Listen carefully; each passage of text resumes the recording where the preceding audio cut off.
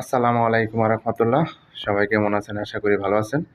আমি এখন আছি গাজীপুর সিটি কর্পোরেশন কোনাবাড়ি। আমার সামনে যে ভবনটা দেখতে পাচ্ছেন, এই ভবনটা হচ্ছে 6 তলা ফাউন্ডেশন, 5 তলা কমপ্লিট, কিছু কাজ বাকি আছে। এখন আমরা 5 তলায় আছি। এখানে 2 ইউনিটের বাড়ি। টোটাল হচ্ছে এই ইউনিটে হচ্ছে 3টা রুম। এখানে একটা রুম, এই যে দেখতে পাচ্ছেন, এখানে প্লাস্টার কাজ বাকি আছে। এখানে একটা রুম, এখানে হচ্ছে আপনার যে অ্যাটাচ ওয়াশরুম।